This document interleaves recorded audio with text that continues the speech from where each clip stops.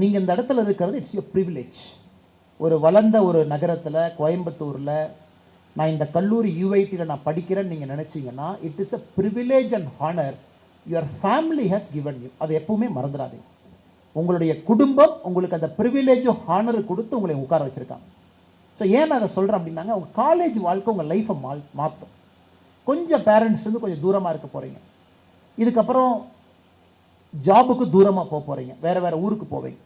So அப்பா அம்மாவோட உங்களுக்கு இருக்கக்கூடிய நெருக்கம் என்பது கல்லூரியிலிருந்து குறைய ஆரம்பிக்கும்.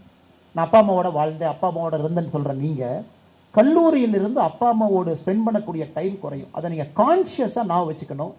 அவங்க இல்லைன்னா நீங்கள் இல்லை, அத்தனை பேர் பின்னாடி இல்லைன்னா நீங்கள் இல்லை அப்படிங்கிறத நீங்கள் கான்ஷியஸாக நான் வச்சு அப்பா அம்மாவோட அந்த குறையக்கூடிய நேரத்தை குறையாமல் நீங்கள் பார்த்துக்கிட்டே வரணும். அது வெரி இம்பார்ட்டன்ட். ஏன்னா சோஷியல் லைஃப் ரொம்ப ரொம்ப முக்கியம். நாளைக்கு நீங்கள் என்ன செஞ்சாலும் உங்கள் ரூட்ஸை மறந்துடாதீங்க, வேர் யூ கேம் ஃப்ரம் மறந்துடாதீங்க. கல்லூரியில் அதை கான்ஷியஸாக அக்னாலேஜ் நீங்கள் பண்ணுங்க அப்படிங்கிறது என்னுடைய இரண்டாவது முக்கியமான வேண்டுகோள்.